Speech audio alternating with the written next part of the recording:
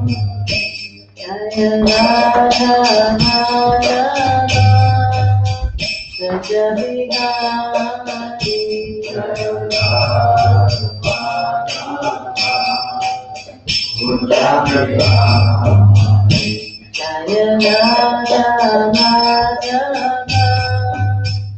Jaya Bihari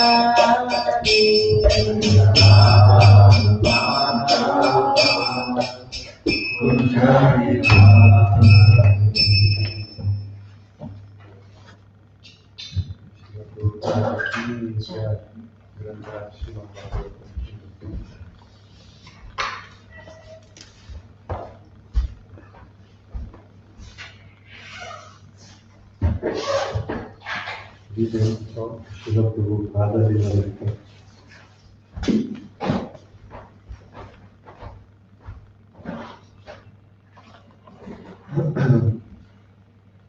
This is volume 6, chapter 2, Reaching to America, part 1.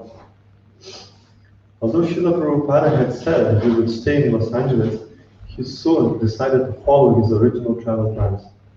Feeling compelled to see the welfare of his disciples around the country, he left on a tour of 13 ISKCON centers in the United States and Canada. About half a dozen of his sannyasi disciples traveled with him. Denver, June 27, 1975. Srila Prabhupada was pleasantly surprised to see the brick church building that was now a Krishna temple. The temple hall was spacious, and afternoon sunshine streamed into the room. He beheld the small golden forms of Radha and Krishna on the altar, and then walked to the rear of the hall, where he sat on the Vyasasana, allowing the devotees to bathe his feet. These devotees, unaccustomed to being with their spiritual master, were awkward in performing the standard formalities, but they were enthusiastic and happy. Sitting on the floor before Srila Prabhupada, Dasharat began singing Ohe Vaishnava Thakura, accompanying himself on the harmonium. Srila Prabhupada liked his singing, and when the song was finished, asked, "You know the meaning?" Dasharat replied, "O Venerable Vaishnava, O Ocean of Mercy, please be merciful unto your servant." Another devotee added, "I pray for the shade of your lotus feet." Yes, Prabhupada acknowledged. And he began to speak about the song's author, Narottam Das Thakur. He then quoted another song by Narottam Das, Chadiya Vaishnava Seva Nishtara Payeche Keba. This Krishna consciousness movement is for Nistara, he said. Nistara means to be liberated from the capture of Maya. When we hear songs by the Vaishnavas, that is called liberation. Although the devotees had heard before of Narottam Das Thakur and of liberation, they listened especially attentively now. Here was the Vaishnava Thakur in person, come to teach to them the strength to carry out the Sankirtan movement and to bless them, as Narottam Das Thakur described, with one drop of faith with which to attain the great treasure of the holy name.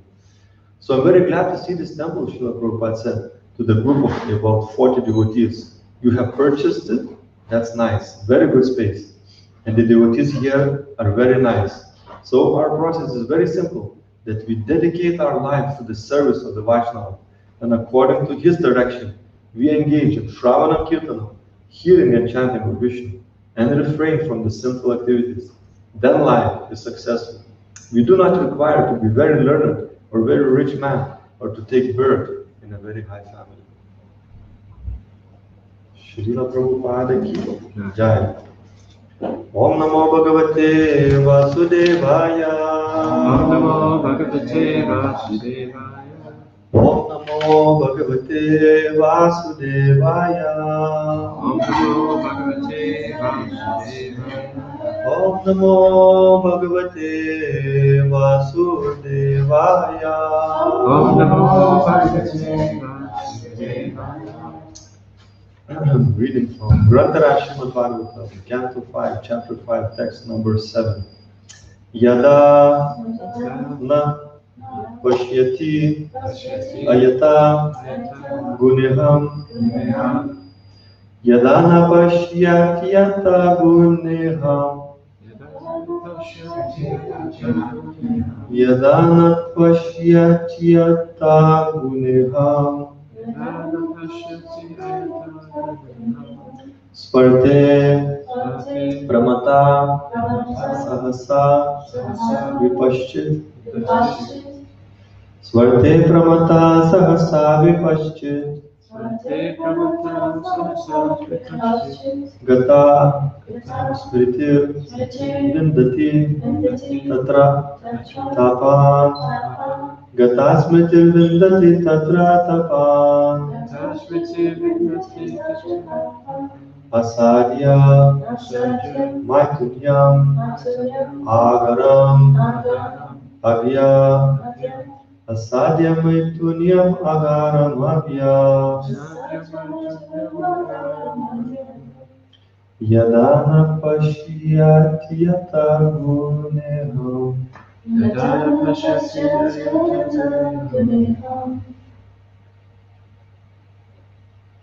Yadana Pashyati Yata Guneham Svarte Pramata Sahasa Vipaschit Gatasmitir Vindati Tatra Tapan Asadya Maitunya Magara Magya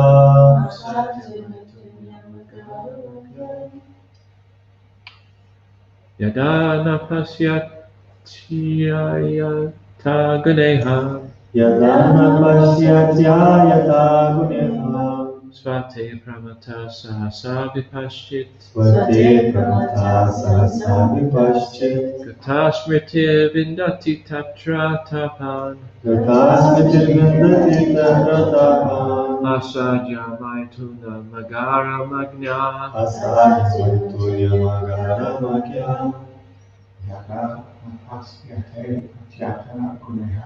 Yadana Pasyatyayata Guneham Svate Pramata Sahasa Vipaschit Gatasmriti Vindati Tatra Tapan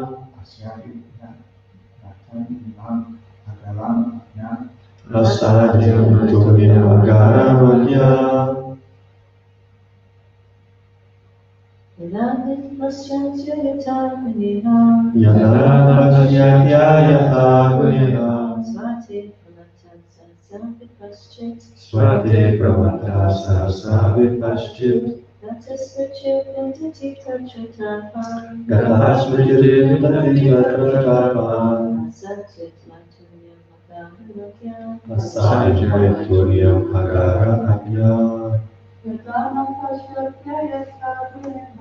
Yadana Pasyatyayata Guneham Svate Pramata Sahasa Vipaschit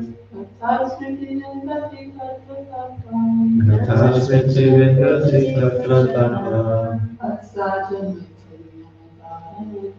Asadya Maitunya Magara Magya Yada when not Pashyati sees Ayata unnecessary Guna Iha endeavor to satisfy the senses Sva Arte in self-interest Pramata mad Sahasa very soon Vipaschit even one advanced in knowledge Gata Smriti being forgetful Vindati gets Tatra there Tapan material miseries Asadya getting Maitunyam based on sexual intercourse Agaram behold Agya being foolish Translation of purport by His Divine Grace is equal to the Divine Son Prabhupada. Even though one may be very learned and wise, he is mad if he does not understand that the endeavor for self-gratification is a useless waste of time. Being forgetful of his own interest, he tries to be happy in the material world, centering his interest around his home, which is based on sexual intercourse, and which brings him all kinds of material miseries. In this way, one is no better than a foolish animal. Footwork. In the lowest stage of devotional life, one is not an unalloyed devotee. Anyavilashita shunyam jnana karmani anavritam. To be an unalloyed devotee, one must be freed from all material desires and untouched by fruitive activity and speculative knowledge. On the lower platform, one may sometimes feel interested in philosophical speculation with a tinge of devotion. However, at that stage, one is still interested in self-gratification and is contaminated by the modes of material nature. The influence of Maya is so strong that even a person advanced in knowledge actually forgets that he is Krishna's eternal servant. Therefore, he remains satisfied in his householder life, which is centered around sexual intercourse. Conceding to a life of sex, he agrees to suffer all kinds of material miseries. Due to ignorance, one is thus bound by the chain of material laws.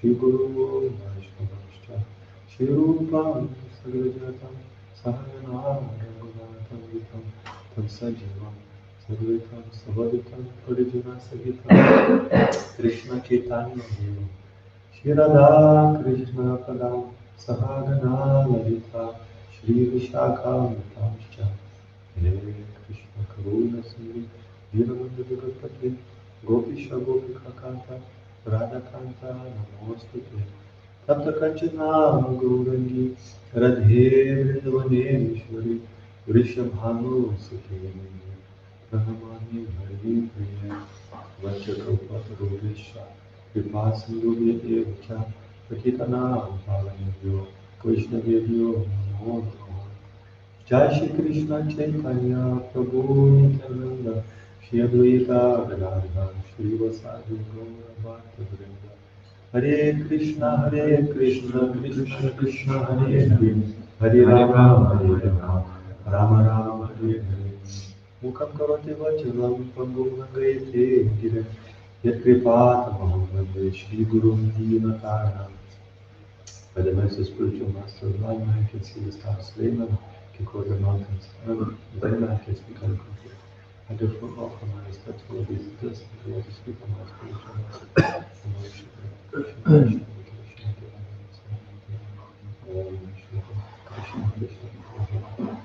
Bhakti Vedanta Swami Namaste Saraswati Devi Gauravani Pachani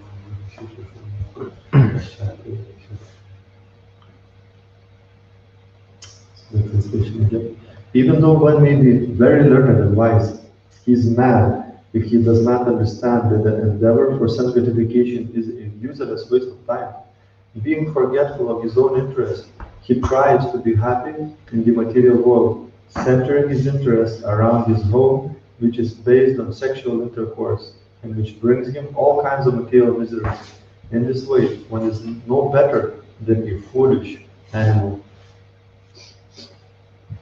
We continue to the teachings of Lord Rishabhadev, and he is very powerfully establishing this fact that self-gratification it won't bring us any happiness. It's like verse after verse he's establishing this truth, and it's interesting how it looks like certain things he repeats himself, but it actually is one of the ways of presenting spiritual truths. It's kind of it's like it looks like it's going in circles, but it's actually building up and going up, point after point after point. So one first point, so he is in the text one, he's saying that one who has this human form of body shouldn't work hard day and night just for sense gratification that is available to hawks and dogs. It is very famous. It is very famous verse. And this, unless you experienced this,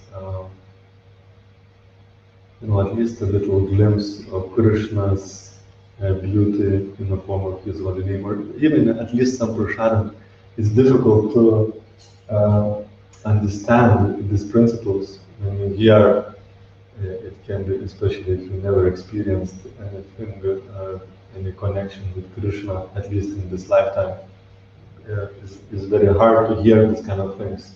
It's some gratification, it cannot give us happiness. It's practically compared to the animal life. If you just about gratifying your senses, enjoying your senses, you're almost like no better than animal. But when one is fortunate enough to experience Krishna consciousness, just like we spoke the other day about having lost one's heart in Vrindavan. So that's of course advanced platform, but when one is established on that goal, and still, as we read in today's verse, even if one can become, at least to some extent, maybe intellectually, maybe experientially, he had some experience of Krishna's beauty, Krishna's mercy, Krishna's kindness, and you kind of want that goal. However, there are various types of attachments that still can hold us back and slow us down.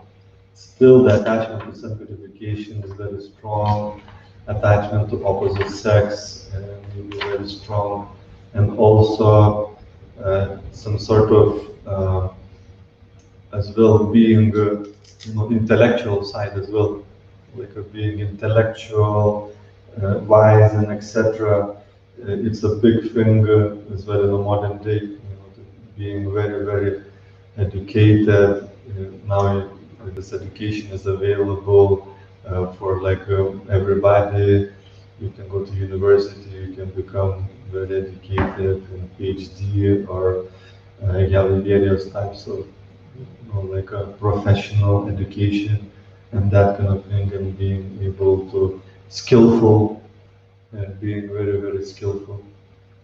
So all those things we also experiencing a little bit of Krishna's mercy. We also bring it to Krishna consciousness, the baggage of our intellectual understanding, various types of attachments, to various types of gratification, physical gratification, as you read, culminating in sex life, intellectual gratification, and all those sometimes very deep rooted and sometimes small types of attachments, but then they can become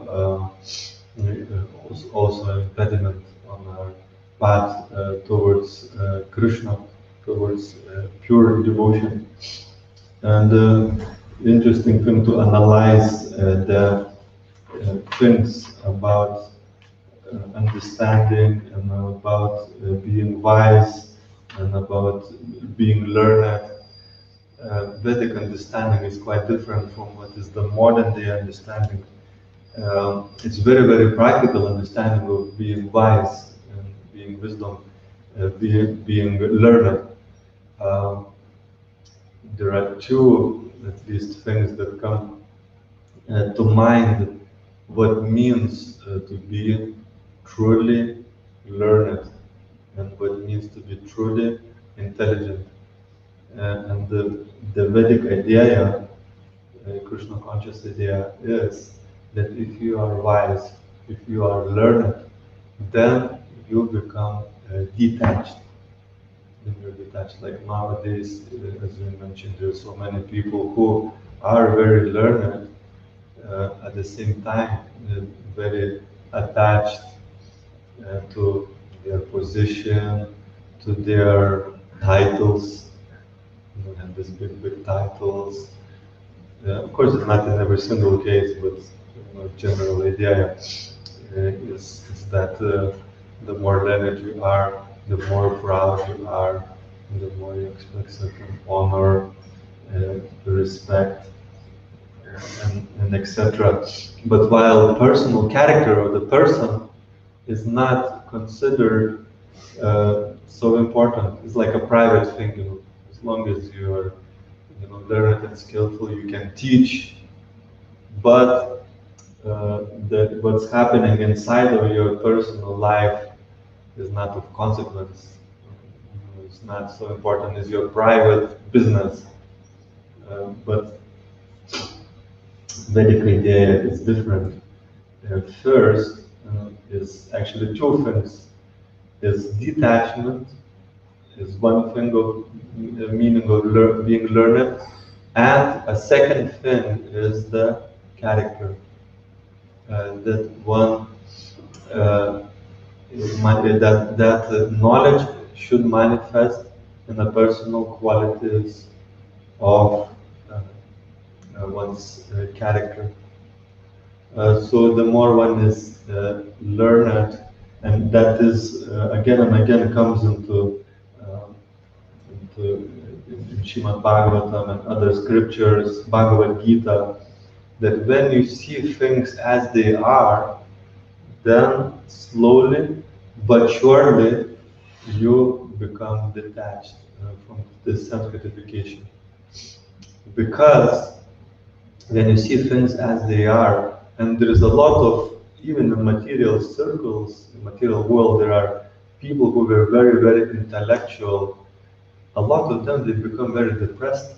There are many philosophers that if you read their philosophy, they realize the miserable condition on this material world. The life is short, the senses are limited, etc. They even written the books, being very, very intelligent.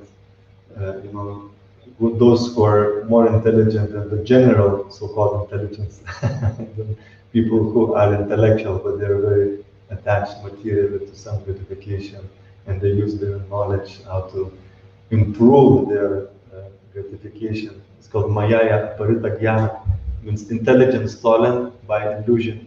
Then you use your intelligence how to increase your gratification, how to increase your pleasure materially, how to enjoy your senses better, or to help other people to enjoy their senses better.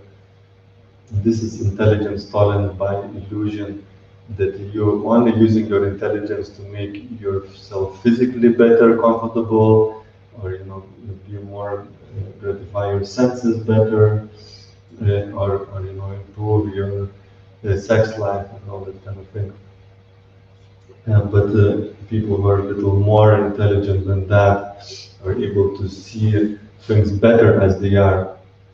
Uh, they actually even create some philosophies and write books about how this miserable world is quite miserable, and even there is some ancient writings. Jadar Dasani written this book called Vanity Karma, which is some old book from Christian tradition, which also kind of analyzes this miserable nature of this material world, where you don't get what we want, and we don't get as much gratification as we want, and etc. It kind of remains in a dreaming state, because the soul, in one sense, deserves that happiness, but because it's not getting it, so it's like a nice dream and expectation that remains.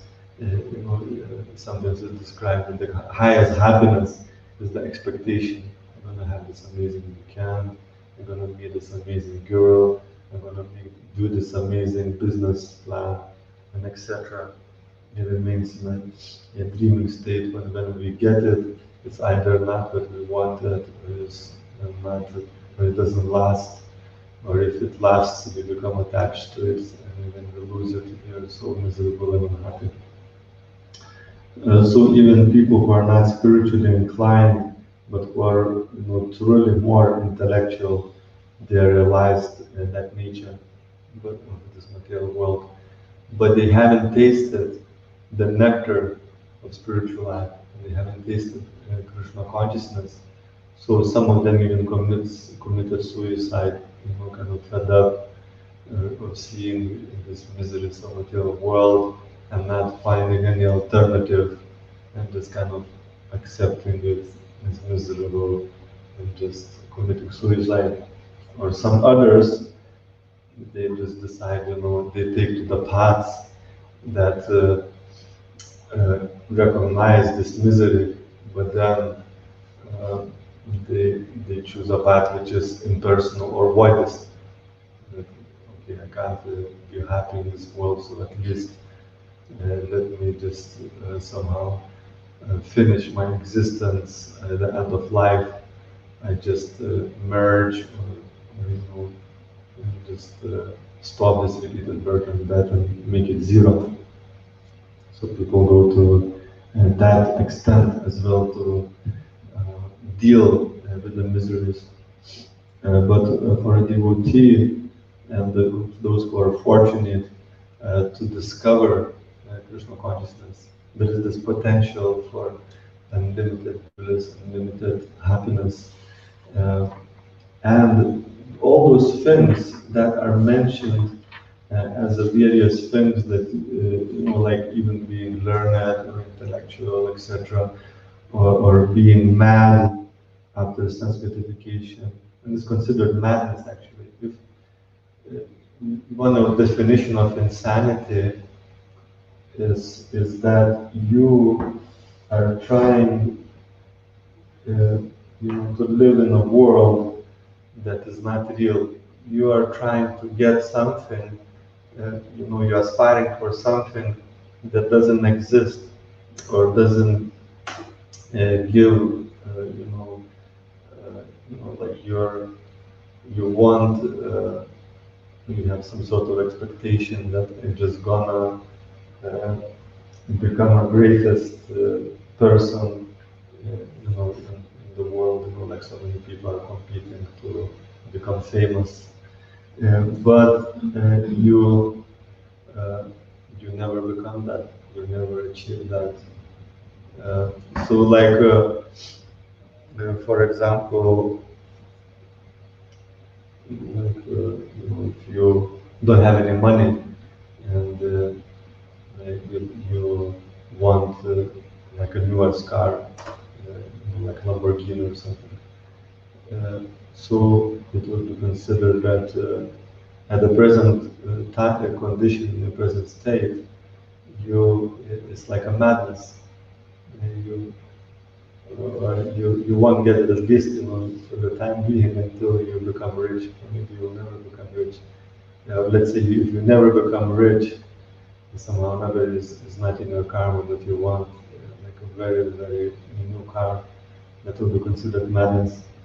So also, if you are looking for happiness in a place that won't give you that happiness, then that is also madness. Or if you invest your time into something that, like there is this idea of Shreyas and Preyas. Preyas means to go for something that gives you immediate benefit, and the Shreyas is something that gives you ultimate benefit. So if you spend all your time on something that just gives you immediate gratification, but in the long term you lose it, then that's also would be considered madness.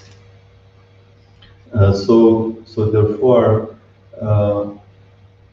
the same things like as our madness for some gratification, our kind of intellectual capacity, our idea to try to understand things, it also can be used in Krishna's service. So understanding we can use for getting to know Krishna more and more and more. And that our madness for sanctification, for happiness, that also can be a motivating factor to attain the highest happiness. Uh, it is definitely there, and we experienced, as devotees, we experienced some glimpses of it. So whenever something comes in our way, then we have to find a way how to uh, overcome it, how to become detached from things that are just temporary. That's a distraction from our ultimate goal that we are hankering for. So if we have our heart set on Vrindavan, we have our heart set on Krishna, uh, then that really energizes our detachment. Then whenever some detachment, sorry, whenever there is something that causes an impediment for us in total detachment, we can try to find a way to overcome that attachment. So whether it can be some sort of desire for, as we say, as we read here in this verse, attachment to opposite sex, or whether it's so many attachments now. If you go inside now to 30, so many attachments are there, even for one person it may look like it's completely a small thing. For another person, it can be a big thing. But if we engage in this process of Krishna consciousness, even it seems like a very, very simple, often like a personal experience, attachments become more prominent when we neglect like a very, very basics. Prabhupada has given this process that looks very, very simple and basic. However, uh, if we neglect those basics, then our attachments become very prominent, like material desires, material hankerings, uh, attachments can overwhelm our bhakti. Uh, so we need to increase our fire. We should not get discouraged when we experience that our desires for material enjoyment increases, or we becoming kind of materially a little depressed or overwhelmed, that kind of thing. Then we need to simply increase the fire of Krishna consciousness, uh, improve the quality of our chanting, improve the quality of our association, improve the quality of our service.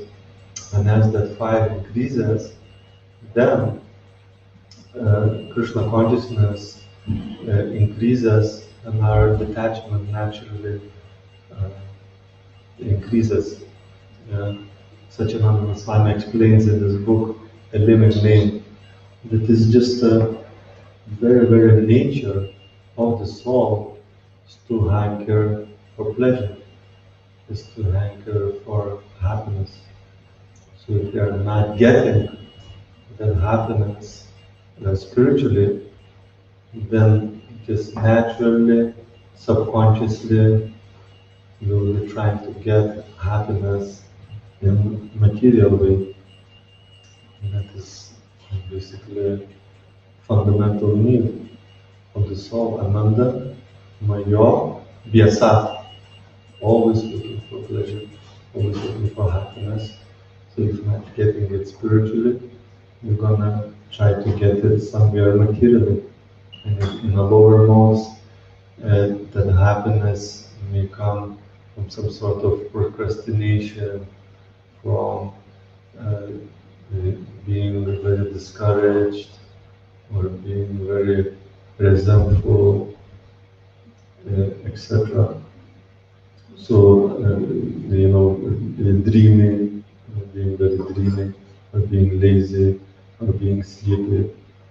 So somehow whether that manifests into this kind of things, that becomes the enjoyment, that becomes happiness. In a mode of passion, then you try to find happiness by meeting some big plans, by over endeavoring, or by trying to gratify senses, into some like various types of sensual gratificatory ways. And in a mode of goodness, that's of course it's a very good platform to rise to transcendence. But one also can be, like being very, very dutiful, very regulated, etc. But at the same time, not forgetting Krishna due to this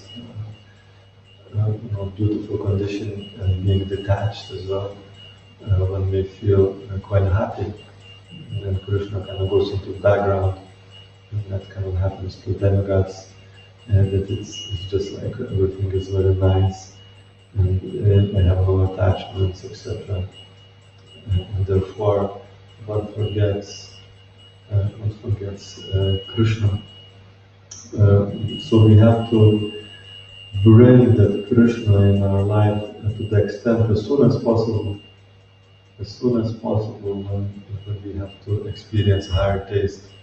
And these two things is very significant. On one hand is to understand this misery of material existence, and on the other hand, experience the higher taste of Krishna consciousness. And that energizes our anatta-nivriti, that overcoming our attachments.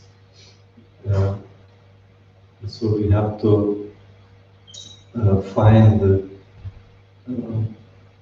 strength and cultivate understanding of the nature of this material existence and recognize our attachments, the things that we are attached to. And on the other hand, work towards a higher taste of Krishna consciousness. So these things are very, very important. And if we don't sufficiently experience higher taste, then we'll take shelter in our attachments. Somehow, whether unconsciously, subconsciously, we'll take shelter of them and prolong our kind of agony in this material world. And if we experience higher taste, but also not sufficiently work on our attachments, then again we are, sadly we have this, attachment or some drive for Krishna consciousness, but not for Krishna, but we are not sufficiently working to let go of the things that are obstructing us. So that is also a challenge that we need to overcome. And one of the most powerful things that kind of energizes our higher taste is to find a person who has it as well. So as we read as well, one of the Rishabhadev's teachings is serving a Mahatma. That's in text 2, I think. One can attain the path of liberation from material bondage only by rendering service to highly advanced spiritual personalities. So now we have of course, internet has been for a while, but we have an opportunity to connect deeper with the people who has deep taste for Krishna consciousness. Just the other day I was listening to Vaisheshika Prabhu speaking about Chaitanya Chaitanya. He was singing it. He was not even reciting it. He was saying the spiritual world is, every word is a song and every step is a dance. So he wasn't reciting Chaitanya Chaitanya, he was singing in reverse. And that just a half an hour of taking part in this, it wasn't even live, it was just a recording, just a half an hour of connecting with that spiritual sound vibration, just singing verse after verse after verse, and then explaining a little bit, and then continuing singing. And that like transformed my Krishna consciousness, at least for a few days. And it's so subtle actually, Krishna consciousness, then we can lose it as well in a day or two of just a little bit relaxing or going out of shape or neglecting a few basics. We can be just, it makes feel like we're back to square one a little bit, and a bit of misery due to the neglect that we experience is good. It's good to experience a little bit of misery, but we shouldn't take it in a discouraging way, but we should take it in an encouraging way. I just need to get back, get back into the shape, get back into my good routine of reading and chanting, good routine of hearing the holy name properly, and service to the devotees. And it can be like we had this Japaton, and this is like a massive boost. And you feel a massive big difference in the Krishna consciousness when you do it. And actually you don't immediately notice your improvement to Krishna consciousness, that is definitely there. But when you lose as well, higher degrees of Krishna consciousness, that also happens in a subtle way. But when you're starting to experience a little bit misery of material existence, that is a sign, that a reminder for us that we get back deeper into our Krishna consciousness, that we are neglecting basics. So you should not stay there in that state. It's good to get reminded when we experience some misery, but we should not stay there for long. It should make us a push and get back into better practice and better practice of Krishna consciousness. Because we see in Vrindavan, as soon as they experience some misery, they run into Krishna. And they know that it's the real shelter. So are there any questions or comments in this place?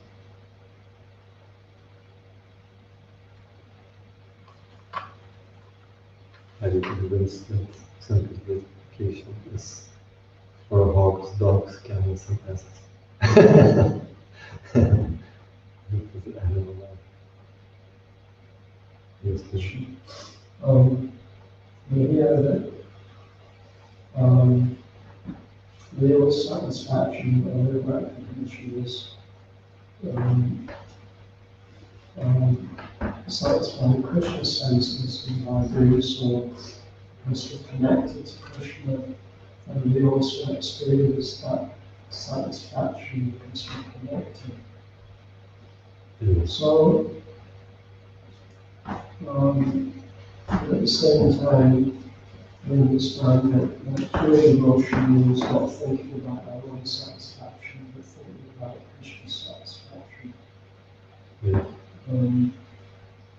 So is it unhealthy or is it detrimental to anticipate spiritual satisfaction? Is it unhealthy to our progress? Rupa Goswami says, I don't know if you probably have this verse, he says, I don't know how much nectar this word Krishna has produced. And then when I experience this Krishna, when he's dancing in the court heart of my heart, and all the senses become stunned, and I desire millions of tongues and many millions of ears, to taste that nectar of Krishna's holy name. So it's definitely not a goal to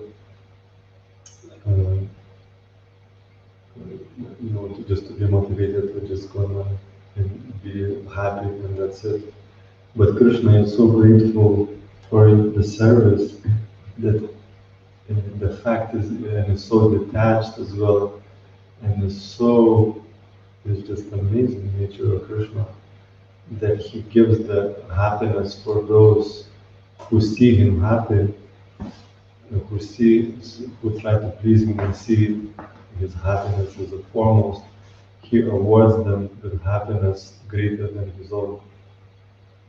This is amazing nature of Krishna, that his servants experience more happiness than him. This is stated in Chaitanya Charitamrita, and Lord Chaitanya himself is the proof that, of course, he comes to enjoy the happiness of his greatest devotee, but that also he awards, happiness maybe not on the highest level. Of course, in Srimad nobody can match it, but still the happiness that devotee experiences by seeing that Krishna is happy, and Krishna is satisfied, Krishna is so grateful that he awards that happiness to the devotee. So we shouldn't kind of beat ourselves up in the sense, that this Krishna consciousness is just like a hard drug, and they shouldn't feel any happiness and should deprive themselves of happiness. There is certain type of philosophy of kind of beating yourself up in certain traditions. They just like beat themselves if they're starting to feel happy or something. They just beat themselves up at that time and they don't enjoy this material world and they feel like a miserable. So there is the happiness, of course, material happiness that will come. As the Lord Shabbat says in the first verse, that is just comes anyway. Material happiness is gonna come. But there is, like when we constantly offered something to our senses, as an option, as an opportunity, as a choice. Maya gives the choice to enjoy the senses. But if we speak about this, I lost my heart and you're down, we know that there is a higher happiness, and that can, intellectually, but also experientially help us to control our senses. That there is a higher taste in Krishna consciousness, and we can refuse when we get that offer in whatever way to take shelter of our attachments, gratification, intellectually, mentally, physically, etc. Then we can resist that by knowing that there is a higher happiness that is there in Krishna consciousness.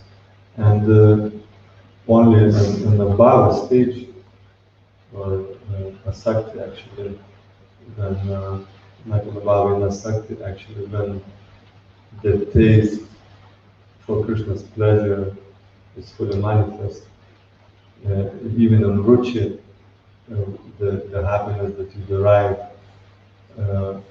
is from the service itself.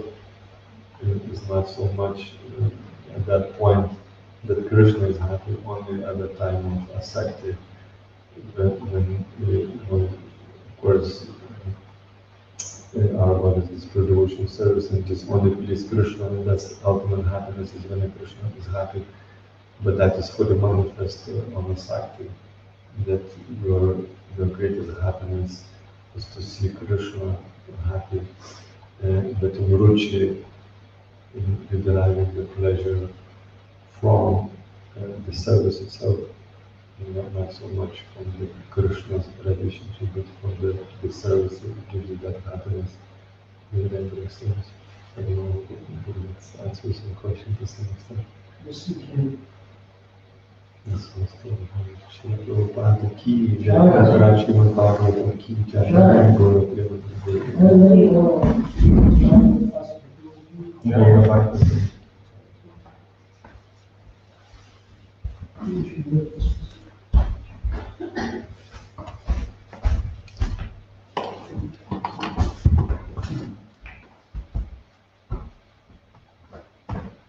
Krishna, Hare Krishna, Krishna Hare Hare.